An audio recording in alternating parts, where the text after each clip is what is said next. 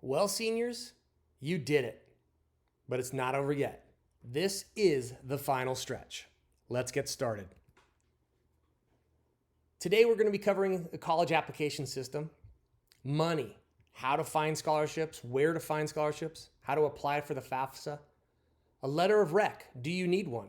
If so, you'll need to fill out the senior brag sheet, and how to read transcripts.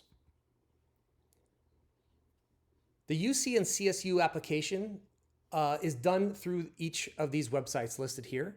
You can just type in apply to UC schools in your Google search and you'll bring up the UC application, or you can type in these specific websites. The nice part about the UC, the CSU, and even the private schools, you can see on there the common application, it's a one-stop shop.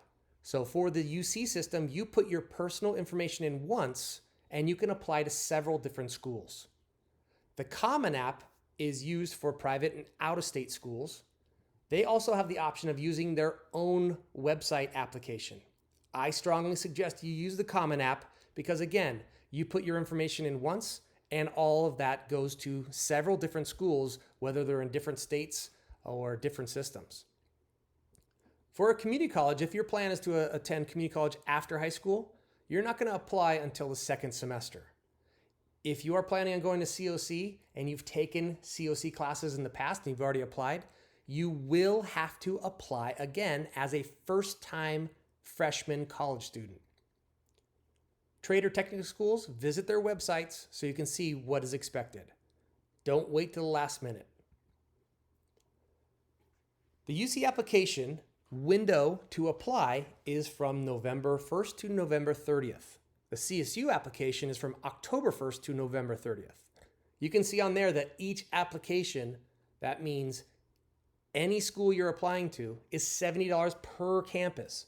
So if you're applying to UC Merced, UC San Diego, and UC Santa Barbara, that's $210 just to apply. It doesn't even mean you're getting in. Make sure you have a conversation with your parents about which schools and the cost of applying. Private and out-of-state schools, you will use the Common App. The costs vary between schools and the deadlines vary. You might have an application that's not due until February 15th. You are responsible for making sure that you understand when those deadlines are. Personal statements or personal insight questions. Typically, UCs and common apps or private and out-of-state will require a personal statement. The CSUs, the California State Universities, do not require personal statements. You can see on here I have some tips. Start early. Write persuasively and paint a picture with your words. Tell a story about your experience. Use I statements. Don't put the blame on somebody else. If the question asks, is there something on your transcript that you're not too proud of, maybe a low grade? If you say, I blame the teacher, that's probably not the best answer. Talk about why you struggled with that class and how you became a better person because of it. 4, proofread and edit. Do not turn in an essay or a prompt answer if you have typos. Get feedback from your family, friends, teachers. They can help you out. Where to apply? How many schools to apply to? Make sure you have this conversation with your parents. Are you ready to leave? Go out of state? A distance from home? Have you been to the campus? How is the atmosphere there? Do you feel a part of that school? Is it a big school? Is it a small school? What is the yearly cost? All of these things should come into play when you're deciding where to apply. Do they have your major, right? Many students ask how many schools they should apply to. There's no real answer. Every family is going to be different, but you should have a couple reach schools, 1 or 2 reach schools. That's your dream school, and if you got in, you would go there 100%. 2 or 3 target schools. You have you've worked hard, you have a really good chance of getting in, but you might not get into all of them. And then some safety schools, 2 to 3 safety schools. You know 99% sure that you can get in, and they're on your on your list, but they're not your top choice. Money. How are you going to pay for college? We have a VHS counseling website, and I'll show you the list here in a second. I'll also take you to the financial aid, the FAFSA website, the studentaid.gov. Also, for out-of-state students, you'll notice that sometimes out-of-state tuition is a little bit higher than if you were to stay in-state. There's something called the WUI, the Western Undergraduate Exchange, where you can get a reduction of your tuition if you also apply through the WUI. Let's go now to the Valencia High School page. If you go up here to academics and scroll down to counseling, over here on the right-hand side, we have some scholarships. Here's a list of local scholarships. And this is a spreadsheet that shows by the month they're due, the name of the scholarship, the link for the scholarship, and the eligibility. Do you require, or are you eligible to apply for that scholarship? You can see here, there are hundreds of scholarships, and you see the month, now we're in January of when they're due. It could get daunting. So if you know what major you're going to be applying to, you can bring up the search and Control F or Command F, depending on what type of computer you're on. Let's say you want to be a nurse. So I'm typing in nursing, and here is 5 scholarships that popped up just on this page. This isn't a list of every scholarship in the world, obviously. It's some that are we recommend. Here is nursing. So it brings up that keyword. A senior who is into amateur radio will major in computers, engineering, science, medical, or nursing. The next one, senior with a GPA of 3.0 or higher, involved in community service. So you can see that you can scroll through all of these just by searching for a major. Same thing with engineering. Let's see how many pop up. 25 different engineering mentions. I mentioned also the FAFSA. The FAFSA is I'm going to say it right now, free application for federal student aid. And you'll notice the website is studentaid.gov. This is a government website. Do not go to FAFSA.com or any other website except for this one. This is a free application. There are websites that will charge you money to help you fill out the information. This is an extremely easy application, but you will need some help from your parents because you'll need some of their tax information from previous years. That's how they determine if you qualify for money or not, or how much you're expected to pay, your family's expected to pay.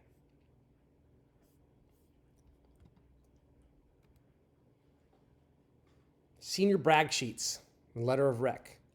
If you're applying to a CSU or UC, you probably will not need a letter of rec and you will not need to fill out the brag sheet. If you're applying through the Common App, then yes, a letter of rec should be requested from your counselor as well as a teacher, possibly 1 or 2 teachers. If you're applying in the science field, I strongly suggest you have one of your science teachers or math teacher write your letter of rec. Your counselor automatically will be one of those people who are writing your letter of rec. The brag sheet helps the teacher and your counselor write the best letter for you. The brag sheet is located in a program called Zello. Zello is actually on your Google page. When you're signed into Google, go up to your waffle and scroll all the way down to the bottom. Click on the Zello app. This will bring up your main page. If you scroll down to the bottom, we have put a senior brag sheet link in there, which brings up a Google form.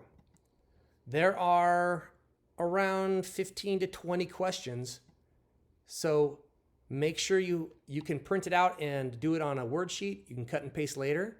There are some questions that need to be completed by your parent. Okay? This needs to be completed prior to your counselor or teacher writing your letter of rec. It is extremely important that you fill out the brag sheet if you need to. Allow 2 to 3 weeks for completion of the letter. Please do not ask 2 days before your application is due. We will try our best to get it done in a timely manner, but we request that you also respect our time. Transcripts. The transcript is actually needed for your application because you will be putting in your grades and classes that you took for all of your past 3 years, your 9th, 10th, and 11th grade for your grades. But then you're also going to put on your application what classes you are taking and planning to take. You must be accurate and truthful. List all classes and grades taken, even if you received a D or an F. If you did repeat a class, that also needs to be on the application as well. And you need to list classes and grades from every high school or college you attended. So you might need multiple transcripts if you attended a few different high schools and also College of the Canyons. Let's go ahead and take a look at a transcript now. This student, you can see up here, the GPA summary. Your cumulative GPA is all of your classes together, including PE and health, everything you've taken. Your weighted GPA, 10 through 12, is just your A through G requirements. Those are the classes needed to apply to college. Your English, math, science, history, your fine art, and your foreign language. The weighted and unweighted, typically when you're applying to school, you're going to use this GPA right here, the cumulative GPA. As you can see, this student just attended Valencia High School. Here's their 9th grade classes, term 2. This is semester 1, and term 4 is semester 2. Here's 10th grade semester 1, semester 2. You can also tell the difference between semester 1 and 2 is because Chem A classes are typically taken in the first semester, and B classes are taken in the second semester. Here's 11th grade classes and grades. Here are the current in-progress courses and their exact names. When you're applying, you want to make sure you're putting in these exact names. If you just put in American Government, but you really took AP Government, that's really doing yourself a disservice. You want to put in exactly, if you took an honors or AP, make sure you list that class. Underneath the in-progress courses is the standardized testing for the SAT, CAS scores. You might also have AP tests in this area and their scores. You can have some of these scores removed if you wish. You would need to contact the school registrar. We'll talk about that later. You can ask your counselor for help with that. Up here is your credit summary or your grad planner, as it's called in Infinite Campus. You can see that this student is still remaining of 5 credits of American Government.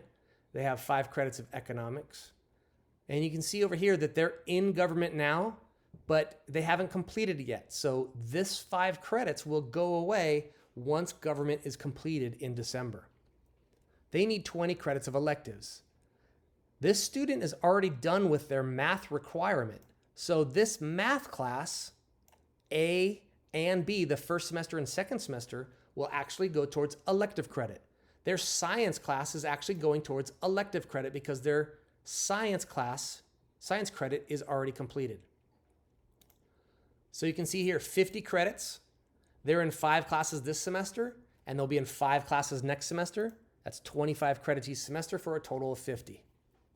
When you're applying, if, say, next semester this student is planning on taking AP Economics, but then doesn't do so well in AP Government and they change their mind, if you submit your application saying that you are going to take AP Economics and you end up taking regular economics, you need to contact the universities that you applied to and let them know about the change on your application.